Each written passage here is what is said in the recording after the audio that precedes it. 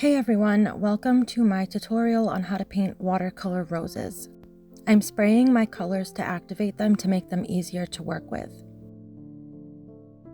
I'm starting with Dioxazine Purple from Winsor & Newton, and I'm going to start by making little C shapes, half circle shapes, and I'm going to start off really thin, and as I go around, I'm going to push down on the brush so that the strokes get a little bit thicker.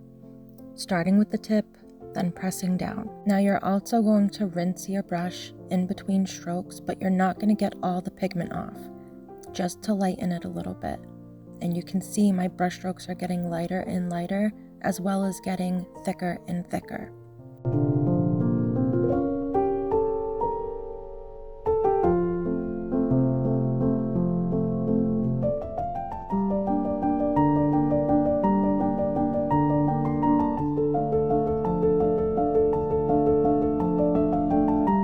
Now we're going to do another rose, but with opera pink.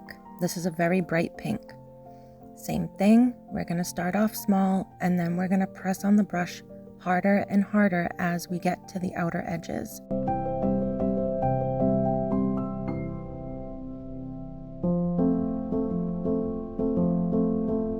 Now this is a very loose style flower, so the colors are going to all bleed together and do their thing. If you're not into the color bleeds, just make sure that the flowers are dry before you move on to the next one.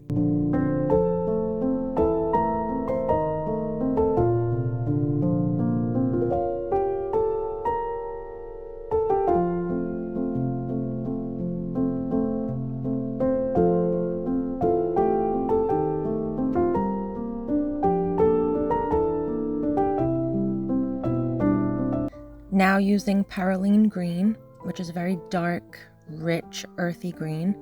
It is my favorite green. Now we're going to make some leaves going all along the edges of the roses. You're going to start with the tip of your brush, then push down and drag.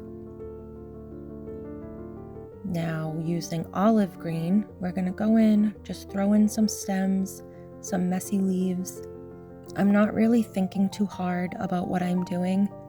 It's just kind of random. I just want to fill up a lot of the white space that we have left. Now using Hooker's Green, I'm going to do the same thing. I'm going to add in some leaves, some stems, just fill up the white space as much as I can.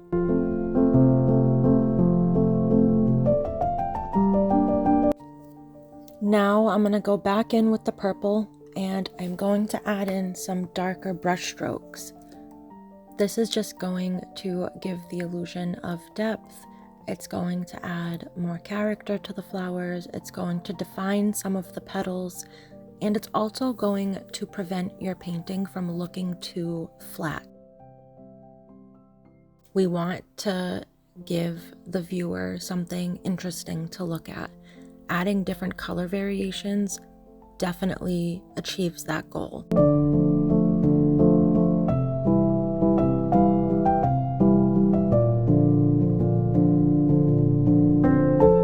Now going in with yet another shade of green, I'm just putting in some stems, and you can see that I'm just flicking the brush to give the idea of leaves. The leaves are not perfect, they are not symmetrical. They are just very messy and quickly done, but that's the whole point, is to just put it in without thinking too much. I just know that I want to fill up as much white space as possible, but I still want everything to look cohesive. Now, if we did this with all the same color green, it would get too muddy and messy and you'd lose sight of the different shapes. That's why it's important to use multiple different shades of green.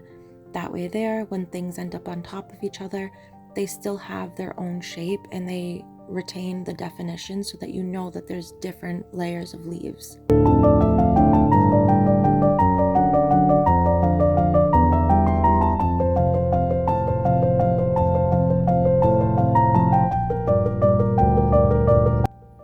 Okay, I think that just about does it. So here we are, 3 watercolor roses, very beginner friendly, very easy.